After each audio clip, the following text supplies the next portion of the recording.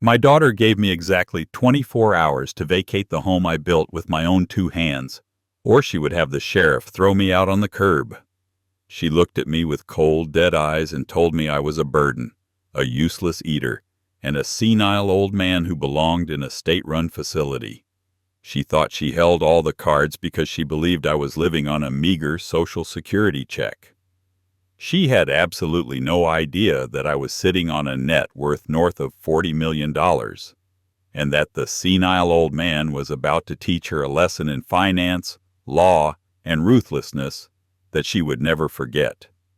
Please take a moment to subscribe to the channel if you believe that karma always comes around in the end. It really helps support the channel. And I want to ask you a question in the comments. At what point do you think a parent is done raising their child? Is it 18? Is it when they get married?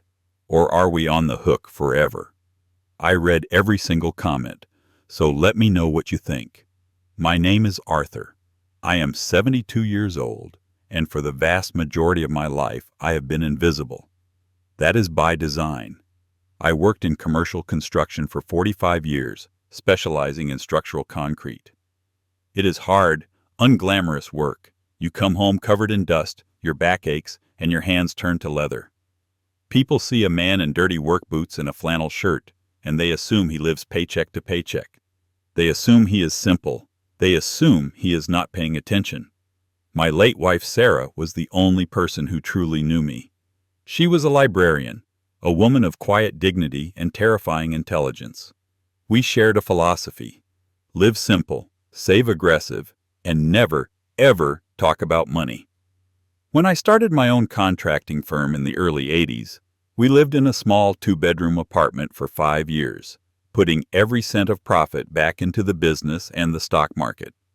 We bought land when it was dirt cheap. We bought Apple and Microsoft when people thought computers were just glorified calculators. We compounded our interest while our friends were buying boats and campers they couldn't afford. When Sarah passed away 5 years ago from ovarian cancer, a part of me died with her, but she left me with a promise. On her deathbed, she held my hand, her grip still surprisingly strong, and whispered, "Arthur, promise me you won't let them pick you clean." She was talking about our children, specifically our youngest daughter, Linda. We had 2 children. My son, Mark, is a good man. He moved to London 10 years ago for work, married a wonderful woman, and built a life of his own. He calls every Sunday. He never asks for a dime. Linda, on the other hand, never quite launched. She was the baby, and perhaps we coddled her too much. She grew up expecting the world to bend to her whims. She married a man named Greg, a guy I pegged as a snake oil salesman the moment I shook his clammy hand. Greg was always chasing the next big thing. He was a serial entrepreneur, which is just a fancy way of saying he was unemployed and deeply in debt. For the last 5 years, I lived alone in the 4-bedroom colonial I had built in 1990. It was too big for one man, sure, but it was filled with memories. The kitchen still smelled like Sarah's cinnamon rolls on Sunday mornings. The garden was where she spent her summers. Every nail, every beam, every tile in that house was something I had placed there. It wasn't just an asset, it was my history. The trouble began 8 months ago. Linda called me on a Tuesday afternoon, hysterical. Greg had bad luck with a venture capital deal, which I later learned meant he had gambled away their savings on a cryptocurrency scam, and they were being evicted from their rental condo. They had nowhere to go. They had no savings. They had a mountain of credit card debt. "Daddy, please," she sobbed into the phone. "It's just for a few weeks. Just until Greg gets his settlement check. We just need a landing pad." I am a father. What was I supposed to do? I heard Sarah's warning in my head, "Don't let them pick you clean," but I ignored it. I thought, this is just a room. It's just a few weeks. So I said yes. That was the mistake that unraveled my life. When they arrived, they didn't come with suitcases. They came with a moving truck.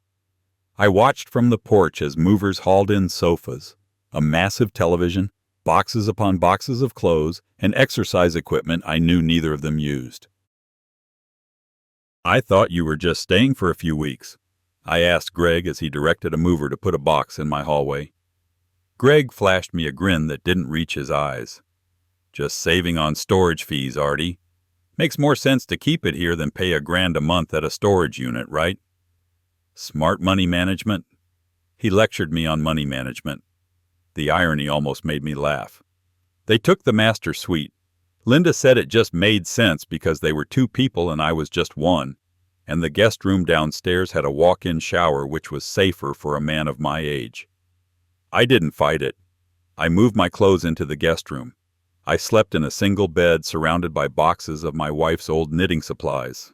I told myself it was temporary. The first month was tolerable. They treated me like a roommate they were slightly annoyed by. They stopped buying groceries, assuming I would stock the fridge. I did. I spent $400 a week feeding them. They liked expensive steaks, organic wines, and artisanal cheeses.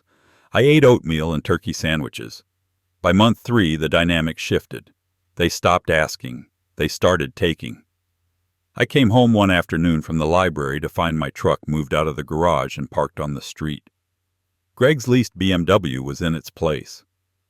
"Greg, why is my truck on the street?" I asked, trying to keep my voice even. "It's going to hail tonight." He didn't even look up from his phone. He was sprawled on my leather recliner, the one Sarah had bought me for my retirement. "The Beamer has a custom paint job, Artie. Can't risk the elements. Your truck is what, 20 years old? It's already a rust bucket. It can handle a little rain." "It's not a rust bucket," I said, feeling the heat rise in my neck. "It's a 1998 Silverado in mint condition, and it's my garage." He waved a hand dismissively. "Don't be petty, Arthur. It's unattractive." I walked away. I walked away because I wanted to punch him, and I knew that wouldn't help. I went to my room, my small cramped room, and I looked at my bank account on my phone. I looked at the number. $42,300,000 in change. I could have bought the dealership where he leased that car and fired the salesman who sold it to him, but I said nothing. I held on to the secret like a shield. Then came the renovation talk. It was month 6. I was sitting at the dining room table, paying the bills. The electric bill was 4 times its usual amount. The water bill was astronomical. Linda walked in carrying a stack of paint swatches. "Dad, we need to talk about the living room," she said. "What about it?" "It's depressing. The wallpaper is from the 90s. The carpet is drab. Greg and I want to rip it up, put in hardwood, maybe knock down that wall to open up the kitchen. Open concept is really in right now." I put down my pen. "Linda, this is my house. You are guests. You are not knocking down walls." She sighed, a loud, exaggerated exhale that reminded me of when she was a teenager. "Dad, be realistic. You're not going to be here forever. This house is... It's a lot for you. We're just trying to improve the asset value. We're doing this for you, really?" "For me?" I asked. "How is destroying my wife's favorite room for me?" "Because eventually, you're going to need to liquidate," she said, her voice taking on a condescending, slow cadence, as if speaking to a child. "And when that time comes, nobody is going to buy a time capsule. We're investing our time and energy to help you. You should be thanking us." I looked at her. I saw the greed behind her eyes. It wasn't about asset value. It was about nesting. They were getting comfortable. They were marking their territory. "I am not selling," I said firmly, "and you are not renovating." She stormed off. That night I heard them arguing in the master bedroom upstairs. I heard Greg say, "He's losing it. He's stubborn. We need to accelerate the plan. Accelerate the plan." Those 3 words chilled me to the bone. I didn't sleep that night. I lay in the dark, listening to the creaks of the house, realizing that my sanctuary had become a battlefield. The next 2 months were a campaign of psychological warfare. They stopped inviting me to dinner even though I paid for the food. They would cook elaborate meals and eat them in the dining room while I ate a sandwich over the sink. They changed the Wi-Fi password and forgot to give it to me for 3 days.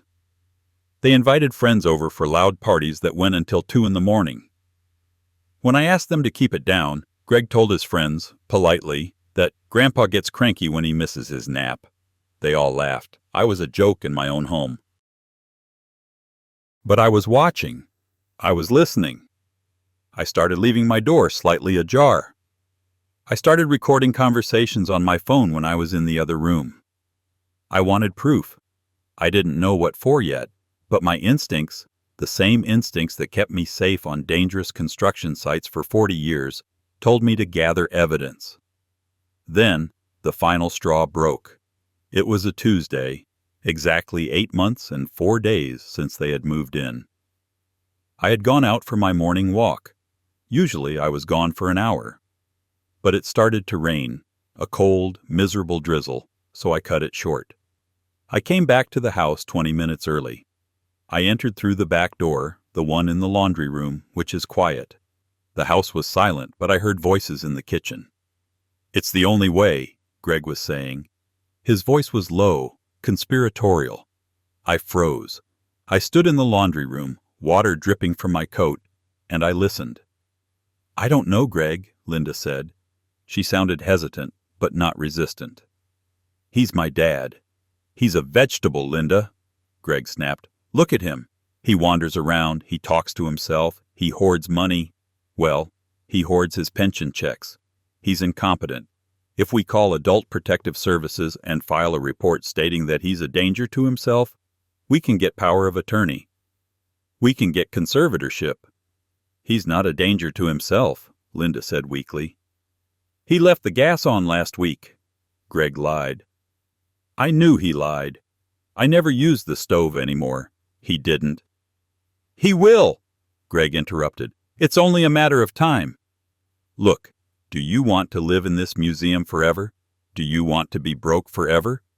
If we control the estate, we can mortgage the house. We can get that loan for the business. We can finally live the life we deserve. The equity in this place alone is $500,000. It's sitting there, rotting, while he eats turkey sandwiches. It's selfish of him." I leaned against the washing machine, my heart hammering against my ribs. They weren't just staying. They were plotting a coup. They were going to declare me insane, lock me away, and strip mine my life's work to fund Greg's gambling and delusions of grandeur. I didn't storm in. I didn't scream. I carefully opened the back door, stepped out into the rain, and closed it again. Then I walked to the front door and opened it loudly, stomping my feet. "I'm back!" I called out. The silence from the kitchen was instant. When I walked in, they were sitting at the table, scrolling on their phones, looking the picture of innocence. But I saw the flush on Linda's cheeks. I saw the nervous twitch in Greg's jaw. "Hey, Dad," Linda said, her voice too high. "Wet out there?" "Soaked," I said. I grabbed a glass of water. My hand was steady. I was proud of that. I looked at them. I really looked at them. I saw the entitlement, the weakness, the moral rot. And I decided, right then and there, that Sarah's promise was about to be kept. I wasn't going to let them pick me clean. I was going to bury them. That evening, they sprung the trap. They didn't wait for Adult Protective Services. They decided to try intimidation first. They sat me down. They had a folder. They had the brochures for Shady Oaks Assisted Living. "Dad," Linda started, and she went into the speech about safety, about how I was declining, about how the house was too much work. "We found a great place for you," Greg said, sliding the brochure across the table. "It's fully staffed. Great community. Bingo nights. You'll love it." "And the house?" I asked. "We'll take care of it," Linda said. "We'll take over the bills. You won't have to worry about a thing. You can just rest." I opened the brochure. I pretended to read it. "I'm not going," I said. Greg's face darkened. "This wasn't a request, Arthur. We've spoken to a social worker. We've documented your decline." "My decline?" I asked. "The memory lapses. The hygiene issues. The aggression." Greg ticked them off on his fingers. "Lies. All lies." "If you don't go voluntarily," Linda said, and to her credit she looked away when she said it, We will have the state intervene. And if that happens, you lose control of everything. This way, you go with dignity." "Dignity," I repeated. "You have 24 hours to decide," Greg said, leaning forward, invading my space. "Sign the transfer of deed to us and we'll pay for the first month at Shady Oaks. Don't sign and we call the state. They'll declare you incompetent, ward of the state, and they'll stick you in the cheapest hole they can find, and you'll be homeless and beggared before you even get a bed." I looked at my daughter.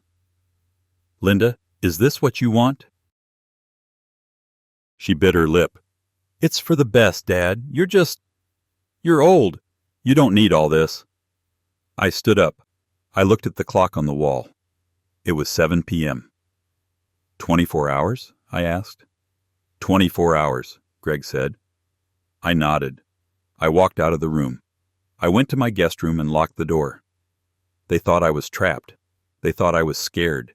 They thought they had won. I pulled my suitcase out from under the bed. I didn't pack clothes.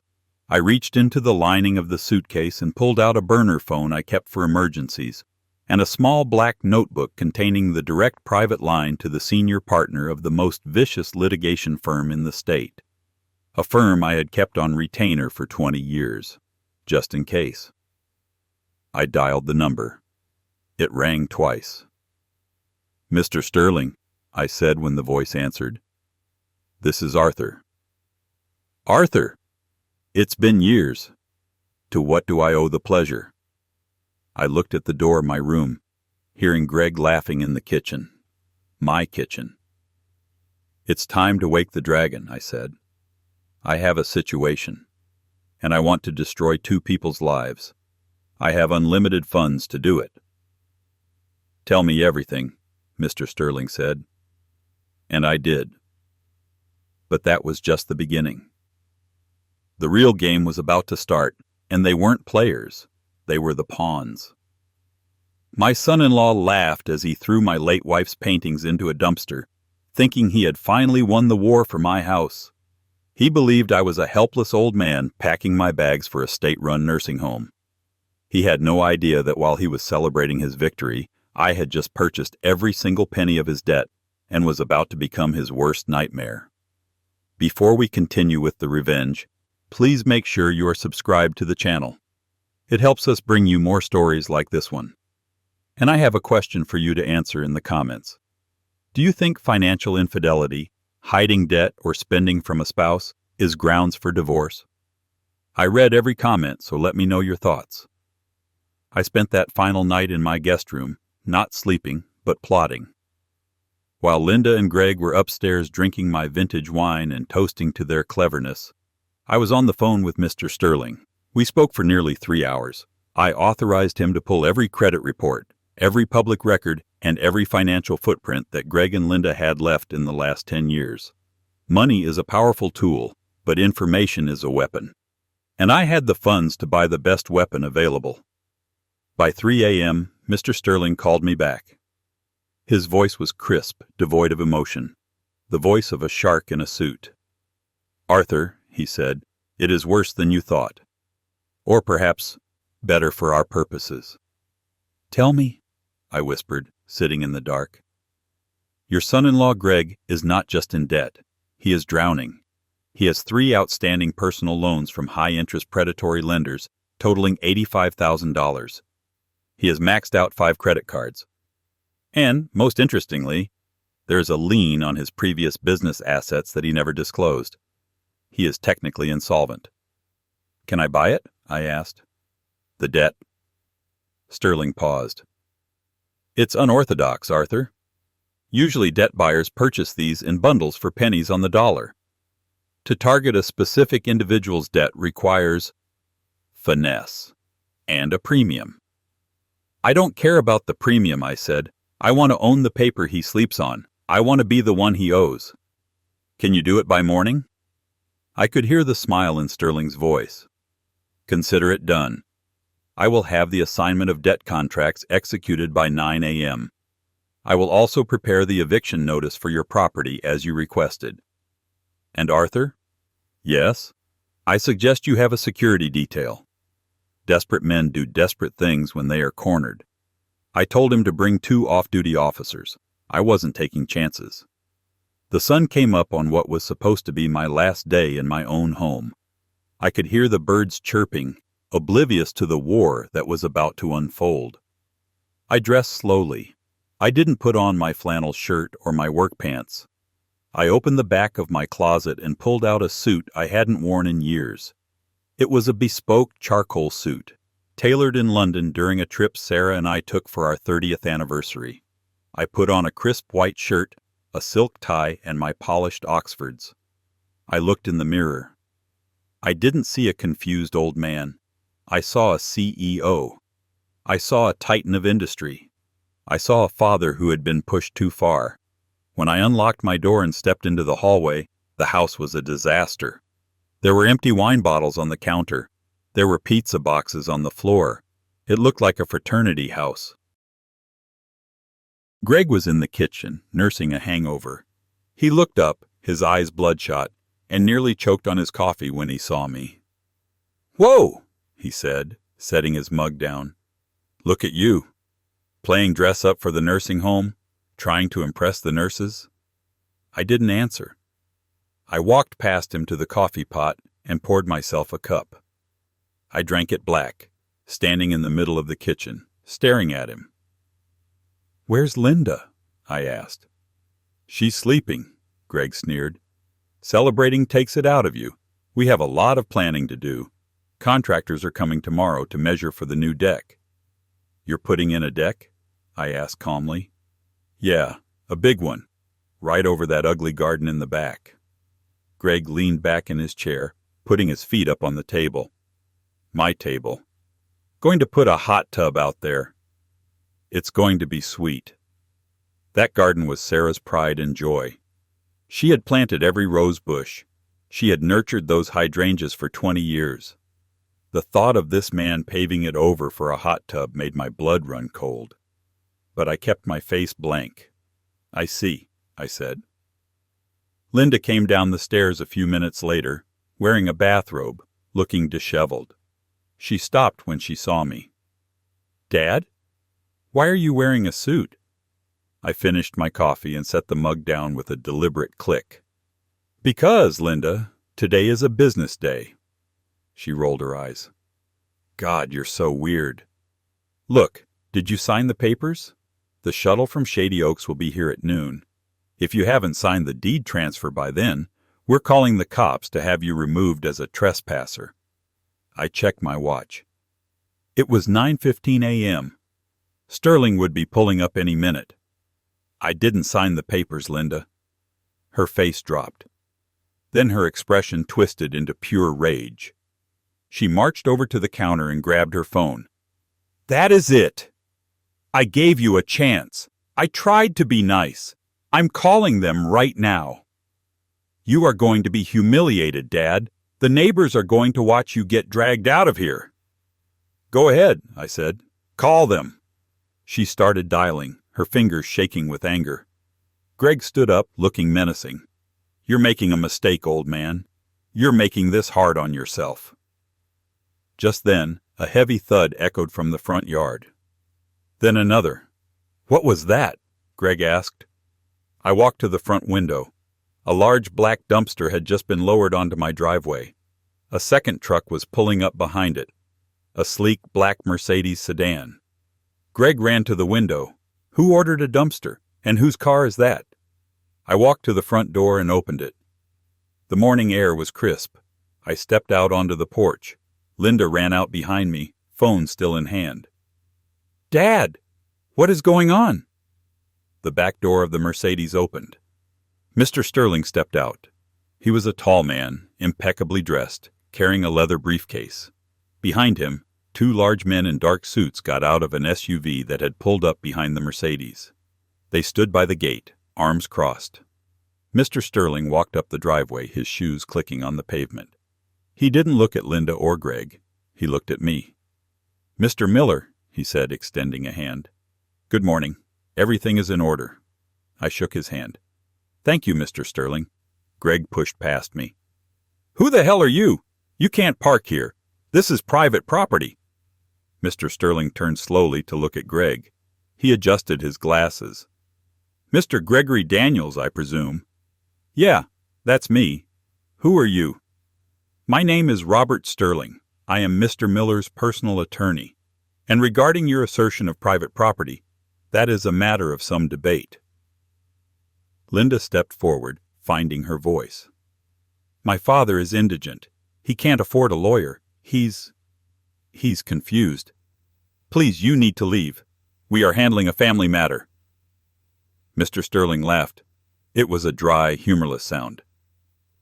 Indigent? Mrs. Daniels, your father's liquid assets exceed $40 million. His real estate holdings are substantial. He is one of the wealthiest individuals in this county. The silence that followed was absolute. A bird chirped. A car drove by in the distance. But on my porch, time stopped. Linda stared at me. Her mouth opened and closed like a fish out of water. 40 million? She squeaked.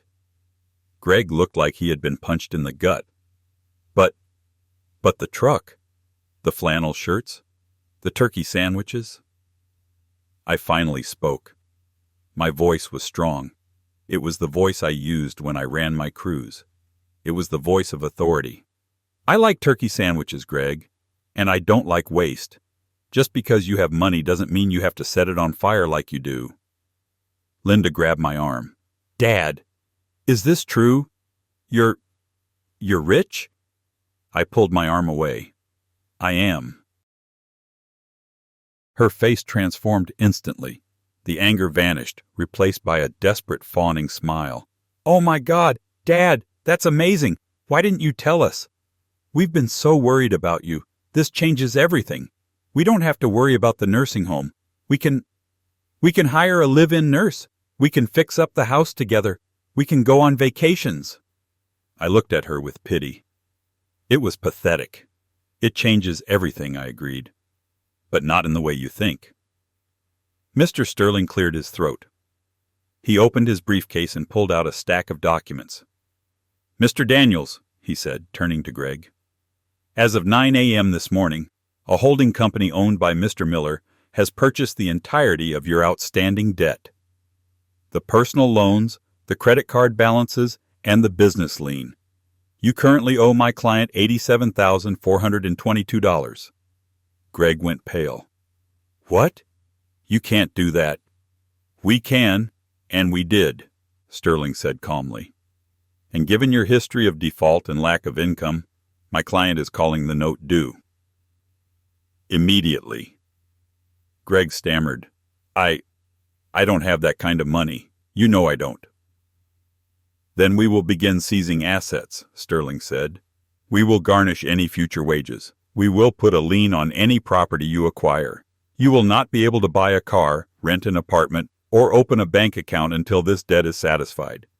Linda screamed. You can't do this to us. We're family.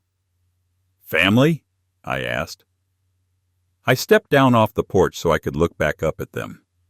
Yesterday you told me I was a useless eater. You told me I belonged in the gutter. You were ready to throw me away to get your hands on a house that is worth a fraction of what I make in interest in a year. Dad, I was stressed, Linda cried, tears streaming down her face. I didn't mean it. You meant every word I said. You showed me exactly who you are. And now I'm showing you who I am. Mr. Sterling handed another paper to Greg. This is a notice of eviction. Since you have no lease, pay no rent, and have threatened the homeowner with elder abuse, which we have on recording, by the way, you are ordered to vacate the premises immediately. Immediately? Greg shouted. We have nowhere to go. You have to give us 30 days. Sterling gestured to the two large men by the gate. These gentlemen are private security. They are here to ensure that you pack your personal belongings and leave the property within the hour. If you refuse, the police, who are already on standby down the street, will be called to arrest you for trespassing and elder abuse. But where will we sleep? Linda wailed. I looked at the dumpster in the driveway. I hear you like saving money, I said. Maybe you can find a box. Greg lunged at me. You old son of a... The security guards moved faster than I thought possible. Before Greg could get down the steps, one of them had stepped between us, a solid wall of muscle. He didn't touch Greg, he just stood there, staring him down. Greg stopped, his fists clenched, shaking with impotent rage. "Go inside," I said coldly. "Pack your bags. Take only what you brought. If I find one single item of Sarah's missing, I will have you prosecuted for theft." They stood there for a moment, the weight of their defeat crushing them. Then slowly Greg turned around. He looked at Linda. She was sobbing into her hands. They walked back into the house like ghosts. Mr. Sterling stood beside me as we watched the door close. "Shall I wait, sir?" he asked. "Yes," I said. "I want to watch them leave." For the next hour, I stood on the lawn. I watched them drag their boxes out. I watched them shove their clothes into trash bags because they didn't have enough suitcases. I watched Greg struggle with his massive television, sweating and cursing. Neighbors started to come out. They watched from their porches. They saw the indigent old man in a tailored suit, flanked by security, watching his tormentors get evicted.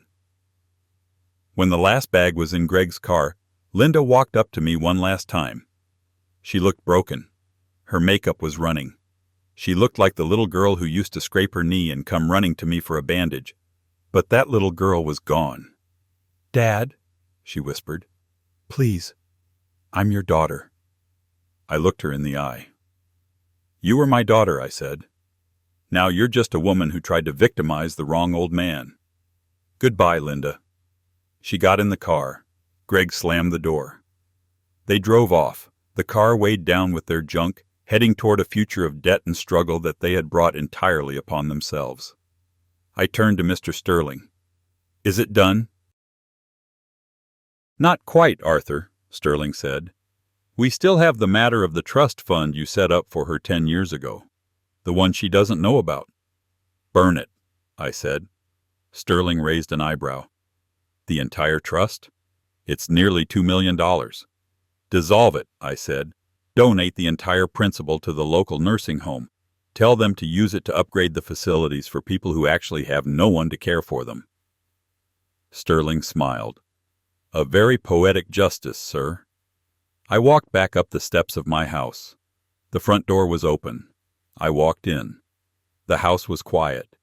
The air smelled of their cheap cologne and stale pizza, but the silence was mine again.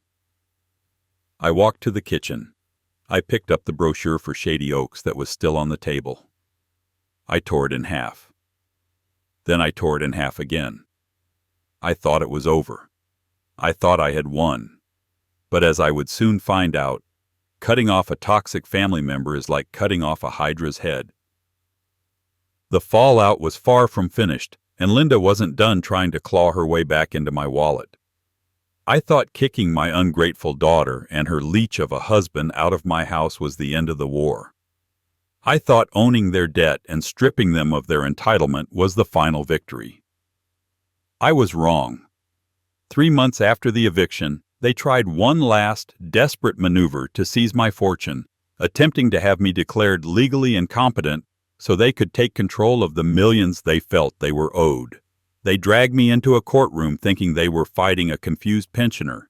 They left realizing they had just handed me the shovel to dig their professional graves. Before we witness the final destruction of their greed, please make sure you are subscribed to the channel. It really helps us grow. And I have one final question for you to answer in the comments. If a family member sues you, is the relationship over forever? Or is there ever a path back to forgiveness? I read every single comment, so let me know what you think. The 3 months following the eviction were the most peaceful I had experienced in years. I hired a professional cleaning crew to scrub the house from top to bottom. I replaced the carpets. I brought my wife's paintings back from the garage and hung them exactly where she liked them. I even hired a landscape architect to restore the garden that Greg had wanted to pave over.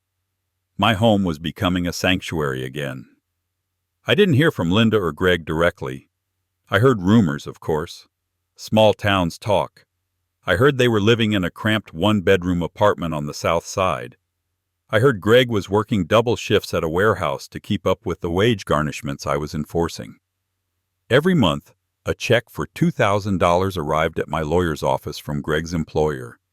And every month, Mr. Sterling promptly donated that exact amount to the local Legal Aid Society, a charity that helps the elderly fight financial abuse. I found that to be a satisfying bit of irony. But silence, as I've learned, is often just the calm before the storm. On a rainy Tuesday in November, I was sitting in my library reading a book on naval history when the doorbell rang. It wasn't a friend. It was a process server. He handed me a thick envelope, tipped his cap, and left. I opened it right there on the porch. It was a lawsuit. Linda and Greg were suing me. But it wasn't just a lawsuit for damages or illegal eviction. It was a petition for conservatorship due to incapacity. I read the filing, my hands trembling not with fear, but with cold fury. They had found a lawyer, some ambulance chaser named Mr. Vane, who was willing to take the case on contingency. The filing was a work of fiction. It claimed that I was suffering from rapid onset dementia, that I was spending my life savings erratically, referring to the security detail and the renovations, and that I was prone to violent outbursts. They were asking the court to freeze my assets immediately. They wanted to be appointed as my legal guardians. They wanted control of the checkbook. I walked back inside and called Mr. Sterling. "Arthur," he said, his voice weary but sharp. "I have a copy. It just hit my desk." "This is insane," I said. "I passed a physical last week. My doctor says I have the heart of a 50-year-old and the mind of a chess player." "It doesn't matter," Sterling said. "In their eyes, you are a cash cow. They are desperate, Arthur. Desperate people don't rely on facts. They rely on sympathy. They are betting that a judge will see a concerned daughter and a wealthy, eccentric old man and err on the side of caution. They want a settlement. They want you to pay them to go away." "I don't pay terrorists," I said. "Good," Sterling replied, "because I have been saving the ace up my sleeve for exactly this moment. Remember the audio recording?" I did. The recording I made from the laundry room, where they explicitly discussed lying to Adult Protective Services to steal my house. "We never used it during the eviction because they left voluntarily," Sterling continued. "But now? Now they have submitted a sworn affidavit to a court of law lying about your mental state. That makes the recording evidence of perjury and conspiracy to commit fraud. Arthur, we aren't just going to win. We are going to ruin them." The court date was set for 3 weeks later. I spent those weeks living my life. I went to the opera. I donated to the library. I bought a new truck, a brand new Silverado, paid in cash, just because I could. When the day arrived, the courtroom was small and smelled of floor wax. Linda and Greg were already there. They had dressed up for the occasion. Linda was wearing a modest dress, trying to look like the dutiful, heartbroken daughter. Greg was in a suit that fit him poorly, looking nervous. When I walked in, flanked by Mr. Sterling and 2 junior associates, Linda wouldn't meet my eyes. She stared at her hands. She knew what she was doing was wrong, but her greed was stronger than her conscience. The judge was a stern woman named Judge Patterson. She looked over the files with a frown. Mr. Vane, the slimeball lawyer representing my daughter, stood up first. He put on a performance worthy of Broadway. "Your Honor," he began, voice trembling with fake emotion, "we are here today to protect a vulnerable member of our community. Arthur Miller is a man who has lost his way. His behavior, evicting his own flesh and blood, hoarding millions of dollars while living in squalor, making paranoid claims, these are classic signs of cognitive decline. My clients, his loving daughter and son-in-law, simply want to ensure he is safe. They want to manage his affairs so he doesn't destitute himself in his confusion." He called Linda to the stand. She squeezed out a few tears. "I just love my dad so much," she sobbed. "It breaks my heart to see him like this. He thinks we're enemies. He thinks we're trying to steal from him. It's the paranoia talking. We just want to take him home." I sat there, stone-faced. Inside, I was burning, but I didn't let a muscle twitch. I was the structural engineer. I was the rock. When it was our turn, Mr. Sterling stood up. He didn't pace. He didn't use flowery language. He walked to the center of the room and adjusted his glasses. "Your Honor," he said, his voice calm and authoritative. "The defense moves for an immediate dismissal of this petition. Furthermore, we are countersuing for malicious prosecution and submitting evidence of criminal conspiracy to commit fraud." The judge raised an eyebrow. "Criminal conspiracy, Mr. Sterling?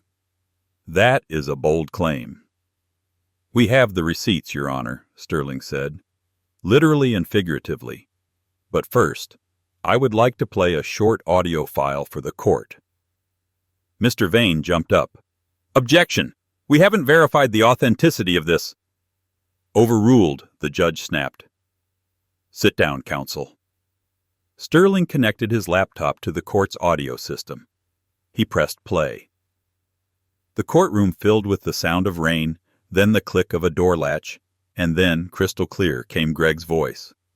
"He's a vegetable, Linda. Look at him. If we call Adult Protective Services and file a report stating that he's a danger to himself, we can get power of attorney." Then Linda's voice. "He's not a danger to himself." Then Greg again. "He will be. It's only a matter of time. Do you want to live in this museum forever? Do you want to be broke forever? If we control the estate, we can mortgage the house. The equity in this place alone is $500,000. The recording played on. It captured them plotting to lie. It captured them discussing how they would liquidate my assets. It captured the raw, unfiltered greed that drove them. When the recording stopped, the silence in the courtroom was deafening. Linda was pale as a sheet. Greg looked like he was about to vomit. Mr. Vane was frantically shuffling papers, realizing he had been led into a trap by his own clients. Judge Patterson slowly took off her glasses. She looked at Linda, and the look of disgust on her face was more punishing than any sentence. "Mrs. Daniels," the judge said, her voice dangerously low. "Did you just lie to this court under oath about your father's mental state?" Linda stammered. We were just—" Mr. Sterling stepped forward. "Your Honor, we also have financial records showing that Mr. Daniels is currently indebted to my client for over $80,000, a debt he has been attempting to discharge. This petition is nothing more than a fraudulent attempt to seize control of the creditor's assets to forgive the debtor's loans." The judge slammed her gavel down. It sounded like a gunshot.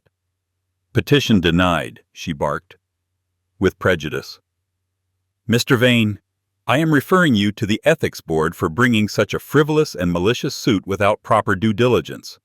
And as for you two," she pointed a finger at Linda and Greg, "I am forwarding the transcript of this hearing and the audio evidence to the district attorney's office.